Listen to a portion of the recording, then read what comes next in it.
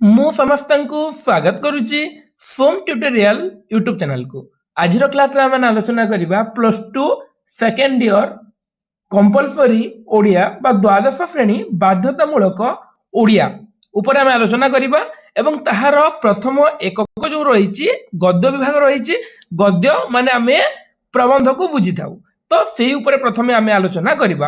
ତ ପ୍ରଥମେ ରହିଛି ଆମର ଇତିହାସ ପ୍ରବନ୍ଧ ଏବଂ ଆଜି ପର୍ଯ୍ୟନ୍ତ ଯେତିକି ପିଲା ବି +2 ବୋର୍ଡ ଏକ୍ଜାମ ଦେଇଛନ୍ତି ସମସ୍ତଙ୍କୁ ପଚାରିବ ଯେ ସବୁଠୁ ଡିଫିକଲ୍ଟ ସବଜେକ୍ଟ କ'ଣ, ସବୁଠୁ ବେଶୀ ବୁଝି ହୁଏନି ବୋଲି କହନ୍ତି ସମସ୍ତେ ଇତିହାସକୁ, କିନ୍ତୁ ସେଇଟା ସେତିକି ବି ଡିଫିକଲ୍ଟ ନୁହେଁ ଯେତିକି ପିଲାମାନେ ଭାବନ୍ତି। ତ ଆମେ ପୁଙ୍ଖାନୁପୁଙ୍ଖ ଭାବରେ ଡିଟେଲ୍ସରେ ଅତି ସରଳ ଭାବରେ ବୁଝିବା ଯେ ଯୋଉ ଇତିହାସ ପ୍ରବନ୍ଧରେ କ'ଣ ରହିଛି, କ'ଣ ପାଇଁ ତାର ନାଁ ଇତିହାସ ହେଲା, সেই জিনিস উপরে আমি ডিটেলস আলোচনা করিবা এবং সেইটাকু যা পূর্বর প্রথমে আমি এই প্রবন্ধ ইতিহাস প্রবন্ধর প্রাবন্ধিক বিশ্বনাথ করঙ্ক উপরে আমি টিকে আলোচনা করিবা। ওড়িয়া সাহিত্য জগতর জনে বলিষ্ঠ প্রাবন্ধিক হউচন্তি বিশ্বনাথ কর।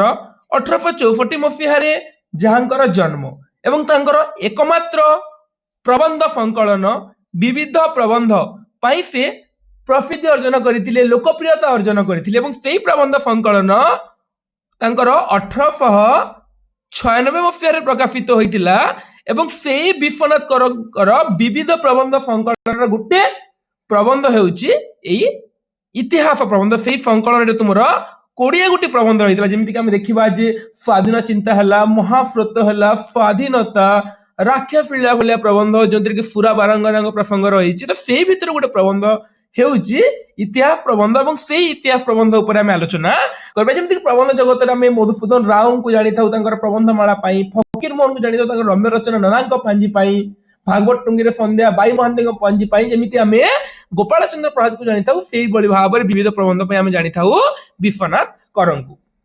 ବାଗ୍ମୀ ବିଶ୍ୱନାଥ କର ଓଡ଼ିଆ ସାହିତ୍ୟର ଜଣେ ବଳିଷ୍ଠ ସାରସ୍ୱତ ପ୍ରତିଭା, ଜଣେ ସଫଳ ସମ୍ପାଦକ। ସମ୍ପାଦକ ତାଙ୍କୁ ମୁଁ କାହିଁକି କହିଲି ଯେ ସେ ତାଙ୍କର ଯୋଉ ରହିଲା ଉତ୍କଳ ସାହିତ୍ୟ, ସେଇ ଉତ୍କଳ ସାହିତ୍ୟର ସମ୍ପାଦକ ଭାବରେ ବିଶେଷ ପ୍ରସିଦ୍ଧି ଅର୍ଜନ କରିଛନ୍ତି। ସେ ପ୍ରାବନ୍ଧିକ, ସାରସ୍ୱତ ସଂଗଠକ, ସମାଜ ସଂସ୍କାରକ, ଦେଶ ସେବକ ଏବଂ ଉଚ୍ଚ କୋଟିର ଗଦ୍ୟ ଲେଖକ। ଓଡ଼ିଆ ସାହିତ୍ୟର ବିକାଶରେ ତାଙ୍କର ଭୂମିକା ଗୁରୁତ୍ୱପୂର୍ଣ୍ଣ, କାହିଁକି ନା ସବୁଠୁ ସାହିତ୍ୟର ଗୋଟେ ଶକ୍ତିଶାଳୀ ବିଭାଗ ରୂପରେ ଗ୍ରହଣ କରାଯାଏ ପ୍ରବନ୍ଧକୁ ଏବଂ ବର୍ତ୍ତମାନ ସମୟରେ ସେଇ ପ୍ରବନ୍ଧ ଆଉ କେହି ଲେଖୁନାହାନ୍ତି। ଯଦି ସେଇଭଳି ଚାଲେ ତାହେଲେ ବହୁତ କମ ଦିନ ଭିତରେ ଏଇ ପ୍ରବନ୍ଧ ବିଭାଗ ହିଁ ସାହିତ୍ୟରେ ସମ୍ପୂର୍ଣ୍ଣ ରୂପରେ ଲୁପ୍ତ ହେଇଯିବ। ବିବିଧ ପ୍ରବନ୍ଧ ତାଙ୍କର ଉଲ୍ଲେଖଯୋଗ୍ୟ ପ୍ରବନ୍ଧ ସଂକଳନ, ତାଙ୍କ ଦ୍ୱାରା ଲିଖିତ ପ୍ରବନ୍ଧ ସାହିତ୍ୟ ଓ ଜୀବନ, ସାହିତ୍ୟ ଚର୍ଚ୍ଚା, ସାହିତ୍ୟ ସମାଲୋଚନା, ଅନଧିକାର ଚର୍ଚ୍ଚା, ଭାଷା ଚର୍ଚ୍ଚା, ସ୍ୱାଧୀନ ଚିନ୍ତା, ଅନନ୍ତ ପ୍ରେମ, ସାହିତ୍ୟ ମହାସ୍ରୋତ, ଏ ସବୁ ପ୍ରବନ୍ଧ ଗୁଡିକ କ'ଣ ଯେ ଚିରସ୍ମରଣୀୟ। ପ୍ରାବନ୍ଧିକ ଉକ୍ତ ପ୍ରବନ୍ଧରେ ଓଡ଼ିଆ ସାହିତ୍ୟର ସମକାଳୀନ ସାମାଜିକ ବ୍ୟବସ୍ଥା ଓ ଅବସ୍ଥାକୁ ଆଲୋଚନା କରିବା ସହିତ ରକ୍ଷଣଶୀଳତା ବିରୋଧରେ ବିଦ୍ରୋହ କରିଛନ୍ତି। ଏଥିରେ ସେ କ'ଣ କରିଛନ୍ତି ଯେ ଏହି ପ୍ରବନ୍ଧରେ ଓଡ଼ିଆ ସାହିତ୍ୟର ସମକାଳୀନ ସମାଜର ସାମାଜିକ ଅବସ୍ଥା ମାନେ ସମାଜର ଯୋଉ ଅବସ୍ଥା ଓ ବ୍ୟବସ୍ଥା କୁ ସେ ଆଲୋଚନା କରିବା ସହିତ ରକ୍ଷଣଶୀଳତା ବିରୋଧରେ ବିଦ୍ରୋହ କରିଛନ୍ତି। ଇତିହାସ ପ୍ରବନ୍ଧଟି ବିବିଧ ପ୍ରବନ୍ଧରୁ ଆସି, ଯୋଉଟାକି ମୁଁ ତୁମକୁ ପୂର୍ବରୁ କହିଛି ବିଶ୍ୱନାଥ କର ଓଡ଼ିଶାର ପ୍ରାଚୀନ ସାରସ୍ୱତ ପ୍ରତିଷ୍ଠାନ ଉତ୍କଳ ସାହିତ୍ୟ ବୋଲି ପିଲାମାନେ, ଯୋଉଟାକି 1896 ମସିହାରେ ଯୋଉ ପତ୍ରିକା ପ୍ରକାଶିତ ହେଉଥିଲା ଉତ୍କଳ ସାହିତ୍ୟ, ସେଇ ସମୟରେ ଗୋଟେ ସାହିତ୍ୟ ପତ୍ରିକା, ସାହିତ୍ୟକୁ ନେଇକି ବହୁତ ଜାଗାରେ ଆଲୋଚନା ମାନ ପ୍ରକାଶିତ ହେଉଥିଲା, ସେଇ ସାହିତ୍ୟ ପତ୍ରିକାର ସମ୍ପାଦକ ଥିଲେ ବିଶ୍ୱନାଥ କର। ବିଶ୍ୱନାଥ କର କଟକ ଜିଲ୍ଲାର ମାହାଙ୍ଗା ନିକଟସ୍ଥ ମୂଳ ବସନ୍ତ ଗ୍ରାମରେ ଜନ୍ମଗ୍ରହଣ କରିଥିଲେ। ତାଙ୍କ ପରିଚୟ ଉପରୁ ବେଶୀ କିଛି ଜାଣିବାର ନାହିଁ, ତୁମେ ଲଙ୍ଗ କ୍ୱେଶ୍ଚିନ୍ ଲେଖିବା ପାଇଁ ତାଙ୍କର କେତେ ଗୁଡିଏ 2-4ଟା ପ୍ରବନ୍ଧର ନାଁ, ତାଙ୍କର ପ୍ରବନ୍ଧ ସଂକଳନ ଏବଂ ତାଙ୍କର କ'ଣ ସେ ଯୋଉ ଥିଲେ ଉତ୍କଳ ସାହିତ୍ୟର ସମ୍ପାଦକ, ବା ଏଇ ଟିକେ ତୁମକୁ ମନେ ରଖିବାକୁ ପଡିବ। ତ ଆମେ ପଳେଇ ଆସିବା ଆମର ପ୍ରବନ୍ଧ ଆଡକୁ। ଇତିହାସ ପ୍ରବନ୍ଧ ନାଁରୁ ହିଁ ସମସ୍ତେ ଜାଣୁଥିବ ଯେ ଇତିହାସ, କିନ୍ତୁ ଏଇଟା ଆମେ ଯୋଉ ପଢିଥାଉ ହିଷ୍ଟ୍ରି, ସେଇ ଇତିହାସ ସହିତ ଟିକେ ଅଲଗା ଇତିହାସ, ଏଇଟା ଆମର ସାହିତ୍ୟର ଇତିହାସ ବୋଲି ଆମେ ଏହାକୁ କହିବା। କାହିଁକି ନା ଦେଖ ଯେ ଇତିହାସରେ କ'ଣ ହୋଇଥାଏ ଯେ ଆମେ ଯେତେବେଳେ ଦେଖିବା ପ୍ରାଚୀନ ଦିନକୁ ଯଦି ଆମେ ମନେ ପକେଇବା କାହାଣୀ, ସେଇଥିରେ କେବଳ ରାଜା, ରାଜପୁରୁଷ, ପ୍ରଶାସନ, କ୍ଷମତାଶୀଳ ଲୋକମାନଙ୍କ ବାବଦରେ ହିଁ ଇତିହାସ କହିଥାଏ। କିନ୍ତୁ ଏଇ ଇତିହାସ ଉପରେ ଯୋଉ ଆମେ ଆଲୋଚନା କରିବା, ଇତିହାସ କେବଳ ଗୌରବଶୀଳ ବା ଗୌରବାଜ୍ୱଳ ଲୋକମାନଙ୍କର କଥା କହିଥାଏ ତାହା ନୁହେଁ। ଇତିହାସ ମାନେ ଜନସାଧାରଣଙ୍କର ଜୀବନ, ସାଂସ୍କୃତିକ, ନୃତାତ୍ତ୍ୱିକ ସାଧାରଣ ଜୀବନ, जनसाधारण जीवन चित्र मध्य इतिहास रे प्रतिफलित हवा उचित बोलिकी प्राबंधिक विश्वनाथ कर कहते एवं से इतिहास प्रबंध उपर आम आलोचना करवा जहाँकि विश्वनाथ कर द्वारा रचित। देख आम आलोचना करवा जेहेतु यहाँ प्रथम पिला माने तो जो मैंने चैनल को नुआ आसी चैनल को सब्सक्राइब करदेव और अलग विभिन्न सब्जेक्ट यूनिट गुड़ाक चली तुम जहाँ डाउट रही तुम्हें भिडियो देले कमेंट करके पचारि पारिबो। एवं मु तुमको माने गोटे कथा कहि देबा चाहे मु आगर प्लस 2 भी क्लास करूथिली एवं तुम मानकर क्लास भी आमे एते डिटेल्स रे आलोचना करबा जे टिके समय लागिबो अवश्य किंतु ए गोटे यूनिट तुमको पढ़ी सारला परे तुमर कोनोसी भी डाउट रहइबो नै रिलेटेड मु तुमको एतिकी कहि देबा को चाहे जो माने क्लास करूथबो हम निश्चित भाव रे जानि पारिबो। तो देखो इतिहास ऊपर आमे देखिबा जे ए फनफार रे साधारणतः दुई श्रेणीर मनुष्य दृष्ट हुअंती बा आमे देखिबा को पाइबा जे समाज रे साधारणतः जो मनुष्य माने देखा दियंती से माने दुई प्रकार एक श्रेणी पृथ्वीर नाना वस्तु दर्शन करंती संभोग करंती मात्र कौनसी वस्तुर तत्व निरूपण करने विषय रे सेमानकर प्रयास देखा जाएनी। ए जगह प्राबंधिक विश्वनाथ कर कहते जे फनफार रे जो मनुष्य मान अछंती साधारणतः से मनुष्य मानक से दुई भाग रे विभक्त करिसंती। गोटे श्रेणीर मनुष्य कोन से माने सब जिनिस देखंती संभोग करंती संभोग माने सब जिनिस को माने व्यवहार करंती मात्र कौनसी जिनिसर तत्व निरूपण कला कोठु आसिला केमिति हला से जिनिस गुडी को ऊपर बा से संबंध बा से वस्तुर तत्व निरूपण करने विषय रे सेमानकर कोनोसी प्रयास देखा जाए से कोनोसी चेष्टा करंती नाही कि प्रणाली बा सूत्र रे केउ वस्तु सेमानकर निकटस्थ हला बा किपरि ताहार सद्व्यवहार करबा को हेबो इत्यादि विषय को चिंता सेमानकर मनो माध्यम रे स्थान प्राप्त हुए नै जे ए फनफार रे जो दुई श्रेणीर मनुष्य देखा जांती गोटे श्रेणी एमिति रहिले जो माने केवल सब जिनिस को उपभोग करंती किंतु आमे जो वस्तु गुडी को व्यवहार करू से जिनिस गुडा केमिति आसिला केमिति आमे तार सद्व्यवहार करबा से जिनिस ऊपर से बिल्कुल भी चिंता करंती नाही। एटा गला तुमरो गोटे श्रेणी एटा होचे एक श्रेणी। तापर देखिबा हमें अपर श्रेणी कहीं दुईटी श्रेणी कथा कहले विश्वनाथ कर जे गोटे होची एक श्रेणी बा प्रथम श्रेणी बोली आमे ताको कहबा आ गोटे होची अपर श्रेणी। अपर श्रेणी सूक्ष्म दृष्टि संपन्न बा चिंताशील। सूक्ष्म दृष्टि संपन्न माने कोन पिला माने सूक्ष्म दृष्टि संपन्न माने विचक्षण बा अतिशय बुद्धिमान को हमें सूक्ष्म दृष्टि संपन्न बोली की कहिताउ। तो गोटे प्रकार लोक किछि काम करंतिनी किंतु आ गोटे प्रकार लोक जो से माने कोन से माने विचक्षण से माने चिंताशील से माने चिंता करंती जे समाज रो मंगल केमिति हे परिबो को जिनिस केमिति आसिला केमिति तार व्यवहार करि परिबा तो से जिनिस माने चिंता करंती। एई फ्रेंड लोक मानक द्वारा पृथ्वीर नानाविध उन्नति साधित हुए कहार ए सूक्ष्म दृष्टि संपन्न। तो देखो पिला माने एतिक तो माने बुझी पारुथबो जे प्राबंधिक जो दुईटी श्रेणीर कथा कहले गोटे होची एक श्रेणी आ गोटे होची अपर श्रेणी। तो अपर श्रेणी जेतु सूक्ष्म दृष्टि संपन्न ताले सूक्ष्मर अपोजिट कोन सूक्ष्मर अपोजिट होची स्थूल सूक्ष्मर अपोजिट होची कोन सूक्ष्मर अपोजिट होची स्थूल। तो ए जो प्रथम श्रेणी ए माने स्थूल दृष्टि संपन्न एवं जो माने अपर श्रेणी ए माने सूक्ष्म दृष्टि संपन्न। ए दुईटी श्रेणीर कथा ए जगह प्राबंधिक कहउचंती आम माननकु।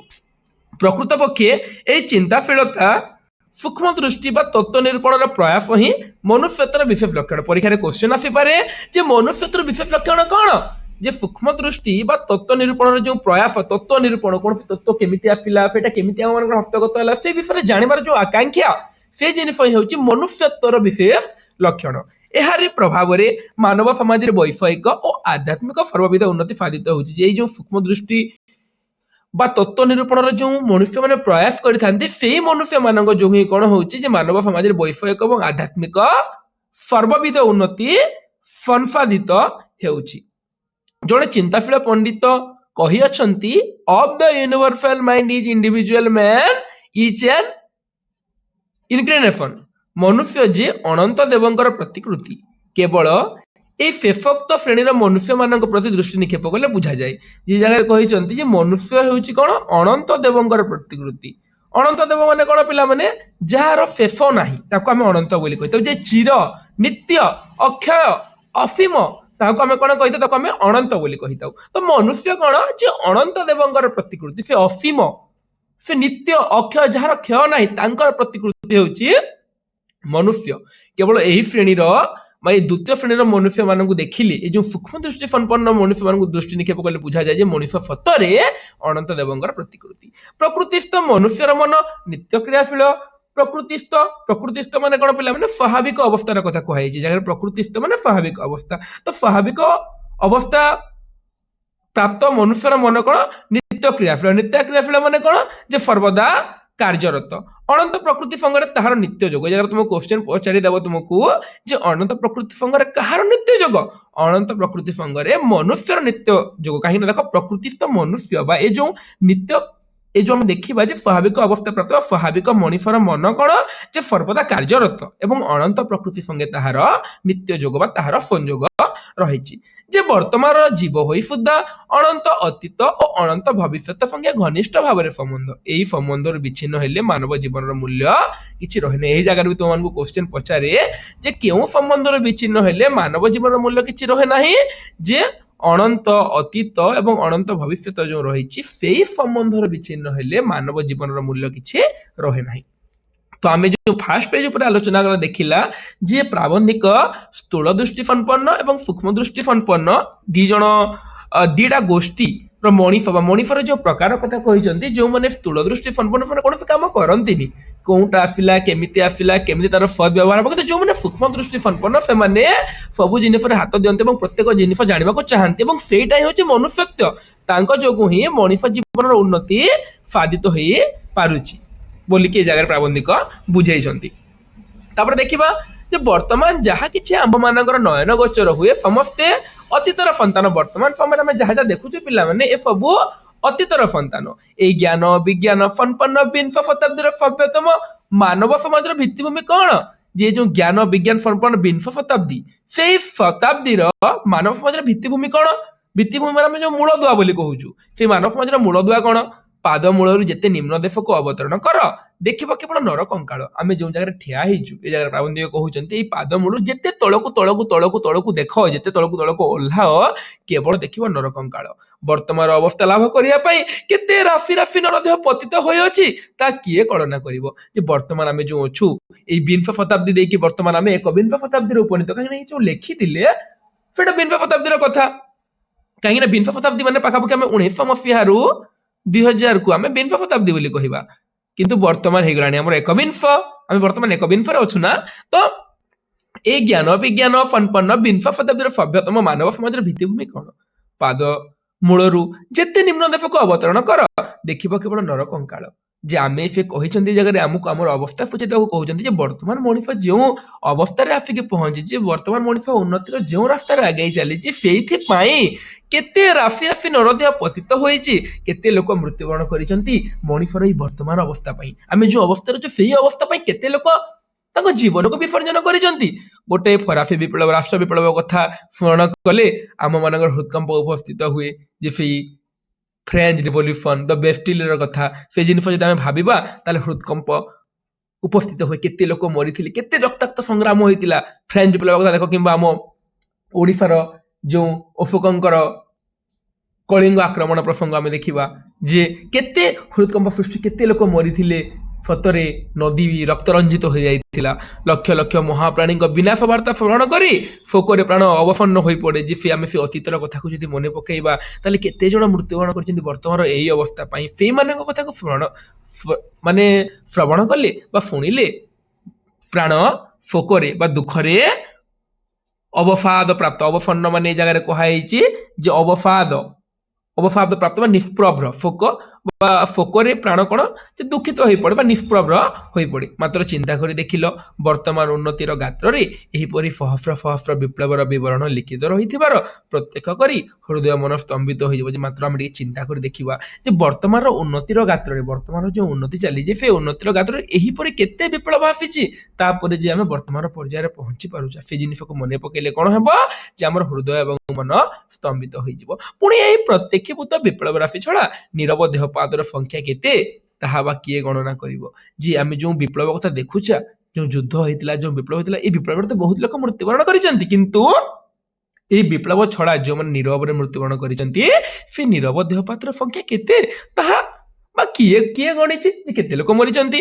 ପିତାମାତ୍ରାର ଶୁକ୍ର ଫଣିତରେ ସନ୍ତାନର ଉତ୍ପତ୍ତି ଏହା ଯେପରି ଅବିସମ୍ବାଦିତ ସତ୍ୟ, ସମଗ୍ର ଅତୀତ ମାନବ ଜାତିର ରକ୍ତ ମାଂସରୁ ବର୍ତ୍ତମାନର ମାନବୋନ୍ନତିର ଉଦ୍ଭୂତ ଏହା ମଧ୍ୟ ସେହିପରି ସତ୍ୟ। ଯେ ଆମେ ଯେମିତି ଜାଣିଛୁ ପିତାମାତାର ଶୁକ୍ର ଫଣିତରେ ସନ୍ତାନ ଜନ୍ମ ହୋଇଥାଏ, ସେହିଭଳି ଭାବରେ ଏଇଟା ଯେମିତି ସତ୍ୟ, ସେଇଭଳି ଭାବରେ ଅତୀତ ମାନବ ଜାତିର ରକ୍ତ ମାଂସରୁ ବର୍ତ୍ତମାନ ମାନବ ଜାତି ସୃଷ୍ଟି ହେଇଛି ବା ଉଦ୍ଭୂତ ହେଇଛି ବୋଲିକି କୁହାଯାଇଛି। ପୃଥିବୀର ବର୍ତ୍ତମାନ ଅବସ୍ଥା ମଧ୍ୟରେ ଯେପରି ପୂର୍ବବର୍ତ୍ତୀ ସକଳ ପ୍ରକାର ଅବସ୍ଥାର ଚିହ୍ନ ଏବଂ ବିଭିନ୍ନ ଶ୍ରେଣୀର ଜୀବରାଶିର ଦେହାବଶେଷ ପରିଲକ୍ଷିତ ହୁଏ, ବର୍ତ୍ତମାନ ମାନବ ସମାଜର ଦେହରେ ସେହିପରି ଅତୀତ ମାନବ ସମାଜର ଭାବରାଶି ନିହିତ ଥିବାର ପ୍ରତ୍ୟକ୍ଷ ହୁଏ।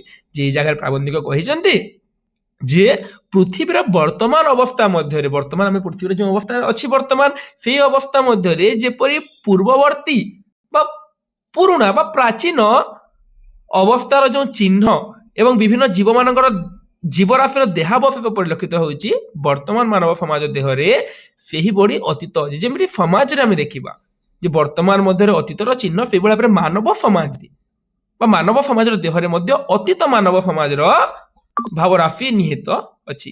ଜଗତ ପରିବର୍ତ୍ତନଶୀଳ, ସକଳ ବସ୍ତୁର ରୂପାନ୍ତର ଭାବାନ୍ତର ଉପସ୍ଥିତ ହୋଇଛି।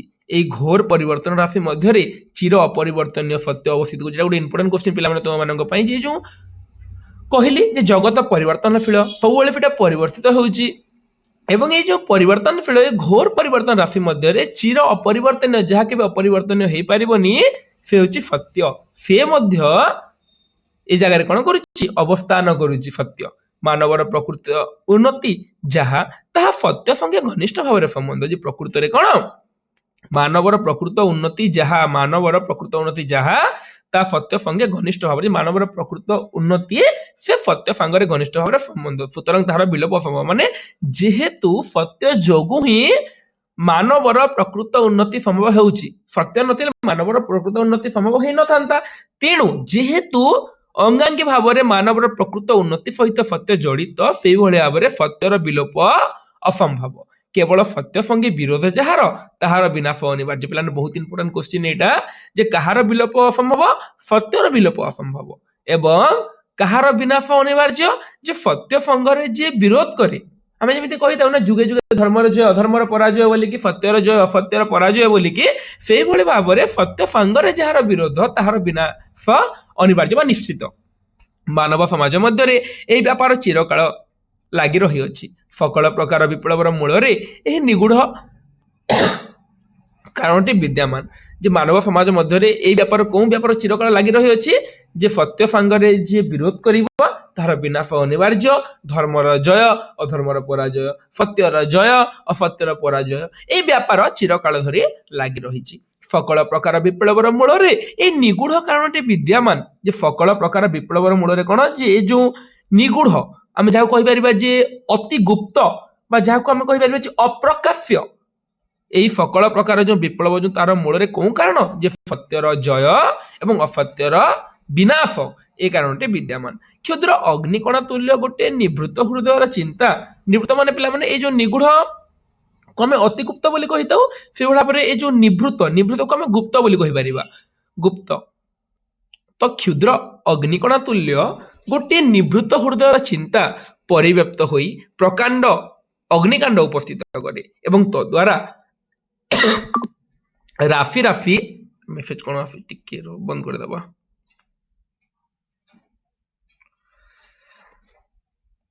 ଦେଖ यार कौन कहला, क्षुद्र अग्निकणा तुल्य गोटे निवृत्त हृदय चिंता परिव्याप्त होई प्रकांड अग्निकांड उपस्थित करे एवं तद्वारा राशि राशि असत्य अन्याय असाम्य अपवित्रता सूक्ष्म तृण राशि तुल्य भस्मीभूत हो जाए। गोटे क्षुद्र अग्निकणा तुल्य गोटे निवृत्त हृदय माने गोटे गुप्त हृदय अग्निकणा तुल्य गोटे गुप्त हृदय चिंता से व्याप्त हो सबुआड़े व्यापी जाए कौन हम सबुआड़े व्यापी जाए अग्नि उपस्थापित करिवो एवं सेई हृदयर से गुप्त चिंता रूपक अग्नि द्वारा कौन हम राशि राशि असत्य अन्याय असाम्य अपवित्रता सूक्ष्म तृण राशि तुल्य जे सुखिला तृण तुल्य से गुड़ाक सब जलिकी छारखार हो जो सत्य जो रही कौन क्षुद्र अग्निकला तुल्य आम गोटे हृदय गोटे चिंता से जिन सबुआड़े व्यापी कौन हम गोटे अग्निकांड उपस्थापित कर राशि राशि असत्य अन्याय असाम्य सबकि भस्मीभूत हो केवल विशुद्ध सत्यटी सार वस्तुटी पूर्वापेक्षा उज्ज्वलतर आकार प्रतिभात हुए आम हृदय निवृत्त हृदय बा गुप्त हृदय बा विरल हृदय बा निर्जन हृदय जो अग्नि उपस्थित करे से सब असत्य पड़ के छारखार हो जाए केवल जो ସତ୍ୟଟି ରହିଥିବ ସେଇଟା ଆହୁରି ଉଜ୍ଜଳ, ଯୋଉଟା କି ହୁତୁ ହୁତୁ ହୋଇ ଜଳେ, ଯୋଉଟା କି ଆହୁରି ଉଜ୍ଜଳ ଦିଏ, ସେଇଟା ହେଉଛି କେବଳ ସତ୍ୟ। ଅସତ୍ୟ ଜଳିକି ଛାରଖାର ହେଇଯିବ ଏବଂ ସତ୍ୟ ଆହୁରି ଦପଦପ ହେଇ ଜଳିବ। ଜାତି ବିଶେଷର ଉତ୍ଥାନ ବା ପତନ ଏଇ ସାର୍ବଭୌମିକ ନିୟମର ଅଧୀନ। ଯେ କୌଣସି ଜାତି, ସେଇ ଜାତି ବିଶେଷର ଉତ୍ଥାନ ବା ପତନ ଏଇ ସାର୍ବଭୌମକୁ ଆମେ କହିବା ବିଶ୍ୱବ୍ୟାପୀ ବୋଲିକି। ଏଇ ବିଶ୍ୱର ଯୋଉ ନିୟମ ରହିଛି ଜାତିର ଉତ୍ଥାନ ବା ପତନ ଏଇ ନିୟମର ଅଧୀନ। ଅତୀତ କାଳରେ ମାନବ ସମାଜ ମଧ୍ୟରେ ଏହି ନିୟମର କାର୍ଯ୍ୟପ୍ରଣାଳୀ ହିଁ ପ୍ରକୃତ ଇତିହାସ। ଯେ ଅତୀତ କାଳର କଥା ଆମେ ଯଦି ଦେଖିବା ତାହେଲେ ମାନବ ସମାଜର ଯୋଉ ଏ ନିୟମର କାର୍ଯ୍ୟପ୍ରଣାଳୀ, ଏ ନିୟମ ଲାଗି ରହିଛି ଯେ ସମାଜରେ ଆମେ ଦିଟା ଶ୍ରେଣୀର ଲୋକ ଦେଖିବାକୁ ପାଇବା, ଗୋଟେ ସ୍ଥୂଳ ଦୃଷ୍ଟି ସମ୍ପନ୍ନ, ଗୋଟେ ସୂକ୍ଷ୍ମ ଦୃଷ୍ଟି ସମ୍ପନ୍ନ। ସ୍ଥୂଳ ଦୃଷ୍ଟି ସମ୍ପନ୍ନ କିଛି କାମ କରିନଥାନ୍ତି, ସ୍ଥୂଳ ଦୃଷ୍ଟି ସମ୍ପନ୍ନ ସବୁବେଳେ କିଛି ନୂଆ ଜାଣିବାକୁ ଚେଷ୍ଟା କରନ୍ତି, କୋଉଟା ଆସିଲା, କେମିତି ସମାଜର ମଙ୍ଗଳ ସାଧିତ ହୋଇପାରିବ ସେଇ ଜିନିଷର କଥା ହେଲା।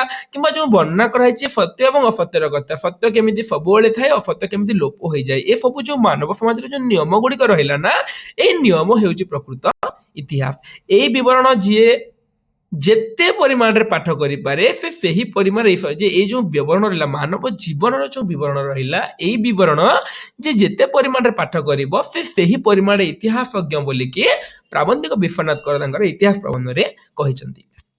ବ୍ୟକ୍ତିଗତ ଜୀବନର ବିଷୟ ଆଲୋଚନା କଲେ ଆମ୍ଭେମାନେ ସମଷ୍ଟିଗତ ଜୀବନ ବା ମାନବ ଜୀବନର ବିଷୟ ସହଜରେ ବୁଝିବାକୁ ସମର୍ଥ ହେଉ। ଯେତେବେଳେ ଆମେ ବ୍ୟକ୍ତିଗତ, ଯେତେବେଳେ ଆମେ ଇଣ୍ଡିଭିଜୁଆଲ ପର୍ସନାଲି ଯେତେବେଳେ ଆମେ ବ୍ୟକ୍ତିଗତ ଜୀବନ ବିଷୟରେ ଆଲୋଚନା କରିବା, ସେତେବେଳେ ଆମେମାନେ କ'ଣ ଯେ ସମଷ୍ଟିଗତ ବା ଗ୍ରୁପ ବା ହୋଲ ଯେଉଁ ସେଇ ସମଷ୍ଟିଗତ ଜୀବନ ବା ମାନବ ଜାତିର ବିଷୟ ବୁଝିବାରେ ସମର୍ଥ ହେଉ। ମାନବ ଜୀବନ କେବଳ କେତେ ଗୁଡିଏ ଘଟଣାର ସମଷ୍ଟି ଛଡା ଆମ୍ଭେମାନେ ଅଧିକ କିଛି ଦେଖିପାରୁନାହୁଁ। ଯେତେବେଳେ ବ୍ୟକ୍ତିଗତ ଜୀବନ ଉପରେ ଆମେ ଆଲୋଚନା କରୁ କିମ୍ବା ସାମୂହିକ ଜୀବନ ଉପରେ ଆମେ ଆଲୋଚନା କରୁ, ସେତେବେଳେ ଆମେ ଜାଣୁ ଯେ ମଣିଷ ଜୀବନ କେବଳ କେତେ ଗୁଡିଏ ଘଟଣାର ସମଷ୍ଟି। ଯେମିତିକି ଜନ୍ମ, ତା ଭିତରେ ଜନ୍ମ ପରେ ଲୀଳା ଖେଳା, ତାପରେ ମୃତ୍ୟୁ, କେତେ ଗୁଡିଏ ଯୋଉ ମଣିଷ ଜୀବନରେ ଘଟଣା ଘଟିଛି, ତ ମାନବ ଜୀବନର କେବଳ କେତେ ଗୁଡିଏ ଘଟଣା ର ସମଷ୍ଟି ଛଡା ଆମେ ମାନେ ଅଧିକ କିଛି ଦେଖିପାରୁନାହୁଁ। ସମସ୍ତ ଘଟଣାର ଲକ୍ଷ୍ୟ ଏକ, ଗତି ଏକ ଆଡକୁ। ଯେ ମଣିଷର ଜୀବନ ଯୋଉ ଘଟଣା ଗୁଡିକ ଘଟୁଛି ସେଇ ଘଟଣା ର ସମଷ୍ଟି ହେଉଛି ମାନବ ଜୀବନ। ତ ସେଇ ଘଟଣାର ଲକ୍ଷ୍ୟ ଏକ ଏବଂ ଗତି ଏକ ଆଡକୁ। ଗୋଟିଏ ଘଟଣା ସମୟରେ ଜୀବନ ଯେଉଁଠାରେ ଥିଲା, ଯେଉଁ ଅବସ୍ଥାରେ ଥିଲା, ଆଉ ଗୋଟେ ଘଟଣା ବେଳକୁ ସେଇ ସ୍ଥାନରେ ବା ସେଇ ଅବସ୍ଥାରେ ରହିନି। ଯେ ମଣିଷ ଜୀବନ ଘଟଣାର ସମାହାର ବୋଲିକି ଆମେ ଆଲୋଚନା କଲା। ତ ମାନବ ଜୀବନ କ'ଣ ନା, ଯେ ଗୋଟେ ଘଟଣା ତା ଜୀବନରେ ଘଟିଲା ବେଳକୁ ତା ଜୀବନର ଅବସ୍ଥା ଯେମିତି ଥିଲା ଆଉ ଗୋଟେ ଘଟଣା ଘଟିଲା ବେଳକୁ ସେଇ ଅବସ୍ଥାରେ ମାନେ ପରିବର୍ତ୍ତନ ହୋଇଯାଇଥାଏ। କୌଣସି ସମୟରେ ଏପରି ମଧ୍ୟ ଦେଖାଯାଏ ଯେ ଜୀବନ କିଛି ଦୂର ପଶ୍ଚାତପଦ ହୋଇଅଛି। ବେଳେ ବେଳେ ଆମକୁ ଏମିତି ଲାଗେ ଯେ ଆମ ଜୀବନ କିଛି ସମୟ କ'ଣ ପଶ୍ଚାତପଦ ପଛକୁ ଘୁଞ୍ଚି ଅଛି, ମାତ୍ର ପରବର୍ତ୍ତୀ ଘଟଣା ସେଇ ପଶ୍ଚାତପଦ ଦିଗରେ ଯଥେଷ୍ଟ କ୍ଷତି ପୂରଣ କରିଦେଇଛି। କେତେବେଳେ ଆଲୋକ, କେତେବେଳେ ଅନ୍ଧକାର, କେତେବେଳେ ଉଚ୍ଚହାସ୍ୟ ଧ୍ୱନି, କେତେବେଳେ ବା ମର୍ମଭେଦୀ ହାହାକାର। ଆମେ ଦେଖିବା ସମାଜର କଥାକୁ ବର୍ଣ୍ଣନା କରିଛନ୍ତି ଯାହାର ପ୍ରାବନ୍ଧିକ, କେତେବେଳେ ଆଲୋକ, କେତେବେଳେ ଅନ୍ଧକାର, କେତେବେଳେ ଉଚ୍ଚ ହାସ୍ୟ ଧ୍ୱନି, କେତେବେଳେ ବା ମର୍ମଭେଦୀ ହାହାକାର। ଏପରି ପରସ୍ପର ବିରୁଦ୍ଧ ପ୍ରତିକୂଳ ଅବସ୍ଥା ଭିତରେ ମାନବ ଜୀବନ ପ୍ରକୃତ ରୂପରେ ଗଠିତ ହୁଏ। ମଣିଷ ଜୀବନରେ କେତେବେଳେ ଆଲୋକ ଆସେ, କେତେବେଳେ ଅନ୍ଧକାର ଆସେ, କେତେବେଳେ ହାସ୍ୟ ଧ୍ୱନି ଶୁଣିବାକୁ ମିଳେ, କେତେବେଳେ ହାହାକାର, ତ କେତେବେଳେ ମଣିଷ ଜୀବନର ଯୋଉ ଅବସ୍ଥା, ସେ ସବୁ ଅବସ୍ଥା ଭିତରେ ମାନବ ଜୀବନ ପ୍ରକୃତ ରୂପରେ ଗଠିତ ହୁଏ। ନିରବଚ୍ଛିନ୍ନ ଆଲୋକ ବା ଆନନ୍ଦ ମାନବ ଜୀବନରେ ବା ସମାଜରେ କଦାପି ଦୃଷ୍ଟ ହୁଏ ନାହିଁ, ହେବାର ସମ୍ଭାବନା ମଧ୍ୟ ନାହିଁ। ଯେ ନିରବଚ୍ଛିନ୍ନ ଆଲୋକ, ଯେ ମଣିଷ ଜୀବନର ସମସ୍ତେ ପିଲାମାନେ ଆମେ ଯେମିତି ଦେଖିବା ଯେ ସବୁବେଳେ ସୁଖ ଲାଗି ରହିବ ନା ସବୁବେଳେ ଦୁଃଖ ଲାଗି ରହିବ, ଏମିତି କେବେ ହୁଏନି ନା, ବେଳେ ବେଳେ ଦୁଃଖ ବେଳେ ବେଳେ ସୁଖ। ସେଇଭଳି ଭାବରେ ଏ ଜାଗାରେ ପ୍ରାବନ୍ଧିକ କହିଛନ୍ତି ଯେ ନିରବଚ୍ଛିନ୍ନ ଆନନ୍ଦ ମାନବ ଜୀବନରେ ଯେ ଯେତେ ଧନୀ ହେଇଥାଉ, ଯାହା ପାଖରେ ଯେତେ ପଇସା ଥାଉ, ସେ ଜୀବନରେ ସବୁବେଳେ ଖୁସିରେ ରହିପାରିବନି। ତ ନିରବଚ୍ଛିନ୍ନ ଲଗାତାର ଭାବରେ ମାନବ ଜୀବନରେ ଆନନ୍ଦ କେବେ ହେଲେ ମଧ୍ୟ ଦୃଷ୍ଟିଗୋଚର ହୁଏ ନାହିଁ। ସବୁବେଳେ ଗୋଟେ ମଣିଷକୁ ଆମେ ଆନନ୍ଦିତ ହେବାର ଦେଖିପାରିବା ନାହିଁ ବା ହେବାର ସମ୍ଭାବନା ମଧ୍ୟ ନାହିଁ। ସ୍ଥୂଳ ଦୃଷ୍ଟି ମାନବ ନିକଟରେ ଜଗତଟା କେବଳ ବିରୁଦ୍ଧ ଭାବପୂର୍ଣ୍ଣ। ଯେଉଁମାନେ ସ୍ଥୂଳ ଦୃଷ୍ଟି ସମ୍ପନ୍ନ, ଜାଗାରେ ପଳେଇ ଆସିଲା ଯେ ପ୍ରଥମ ପକ୍ଷର ଲୋକମାନଙ୍କ କଥା କୁହାଯାଇଛି, ଯେଉଁମାନେ ସ୍ଥୂଳ ଦୃଷ୍ଟି ସମ୍ପନ୍ନ ସେଇମାନଙ୍କ ନିକଟରେ ଜଗତଟା କେବଳ ବିରୁଦ୍ଧ ଭାବପୂର୍ଣ୍ଣ। କେବଳ ବିରୁଦ୍ଧ ଜିନିଷ ଜଗତରେ ଅଛି, ଜଗତଟା କେବଳ ବିରୁଦ୍ଧ ଭାବପୂର୍ଣ୍ଣ। ମାତ୍ର ଚିନ୍ତାଶୀଳ ବା ସୂକ୍ଷ୍ମ ଦୃଷ୍ଟି ସମ୍ପନ୍ନ ମନୁଷ୍ୟ ସର୍ବତ୍ର ସର୍ବପ୍ରକାର ବିରୋଧ ମଧ୍ୟରେ ସାମଞ୍ଜସ୍ୟ ଦର୍ଶନ କରେ। ଯେ ମାତ୍ର ଯୋଉ ଚିନ୍ତାଶୀଳ ମଣିଷ ରହିଲା, ଗୋଟେ ହେଲା ସ୍ଥୂଳ ଦୃଷ୍ଟି ସମ୍ପନ୍ନ, ତାକୁ କ'ଣ ଲାଗେ ଯେ ଜଗତଟା କେବଳ ବିରୁଦ୍ଧ ଭାବପୂର୍ଣ୍ଣ, ସେ କିଛି କରିବାକୁ ଚାହେଁ, ଆସିବ, ଖାଇବ, ପିଇବ, ଶାନ୍ତିରେ ଯିବ। କିନ୍ତୁ ଚିନ୍ତାଶୀଳ ମଣିଷ বা সূক্ষ্ম দৃষ্টি সম্পন্ন মনুষ্য কোণ সর্বত্র সর্বপ্রকার বিরোধ মধ্যে সামঞ্জস্য বা সামঞ্জস্য মানে কোণ উপযোগিতা সদ্ভাব বা সমীচীনতা সামঞ্জস্য দর্শন করে উপযোগিতা দর্শন করে সে ସମସ୍ତ ପ୍ରକାର ବିରୋଧ ମଧ୍ୟରେ ସମସ୍ତଙ୍କର ଗତି ଏକ ଆଡକୁ ଏବଂ ଏକ ଅଖଣ୍ଡ ନିୟମ ରେ ସମସ୍ତ ଘଟଣାବଳୀ ନିୟନ୍ତ୍ରିତ ହେଉଛି। ସମସ୍ତଙ୍କର ଗତି କଣ ପିଲାମାନେ ଗୋଟେ ଆଡକୁ ଏବଂ ଗୋଟେ ନିର୍ଦ୍ଦିଷ୍ଟ ନିୟମର ହିଁ ସମାଜର ସମସ୍ତ ଘଟଣା ଯେମିତି କହିଲି ଯେ ମଣିଷ ଜୀବନ ଘଟଣାର ସମାହାର ତ ସମସ୍ତ ଘଟଣାବଳୀ କଣ ହେଉଛି ନିୟନ୍ତ୍ରିତ ହେଉଛି ଗୋଟେ ନିୟମରେ। ବ୍ୟକ୍ତିଗତ ଜୀବନରେ ଯେପରି ନାନା ଘଟଣା ନାନା ପରିବର୍ତ୍ତନ ଭିତରେ ସାରଭୂତ ଜୀବନଟି ଉନ୍ନତ ଆଡକୁ ଅଗ୍ରସର ହୁଏ ସମାଜ ମଧ୍ୟ ସେହିପରି ନାନା ଘଟଣା ଏବଂ ନାନା ପରିବର୍ତ୍ତନ ଦ୍ୱାରା ଉନ୍ନତର ଅବସ୍ଥାକୁ ହୁଏ। ଯେ ମଣିଷର ଜୀବନ ଯେମିତି ବ୍ୟକ୍ତିଗତ ଜୀବନ କଥା ମୁଁ ତୁମକୁ କହିଲି ଗୋଟେ ହେଉଛି ବ୍ୟକ୍ତିଗତ ଗୋଟେ ହେଉଛି ସାମୂହିକ ତ ବ୍ୟକ୍ତିଗତ ଜୀବନରେ ଯେମିତି ଅନେକ ଗୁଡେ ଘଟଣା ଅନେକ ଗୁଡେ ପରିବର୍ତ୍ତନ ଦେଇକି ମଣିଷ ଉନ୍ନତି ଆଡକୁ ଅଗ୍ରସର ହୁଏ ସେଇଭଳି ଭାବରେ କଣ ଯେ ସମାଜ ମଧ୍ୟ ନାନା ଘଟଣା ଏବଂ ନାନା ପରିବର୍ତ୍ତନ ଦେଇକି ଉନ୍ନତରୁ ଉନ୍ନତତର ଅବସ୍ଥାକୁ ଉପନୀତ ହୁଏ।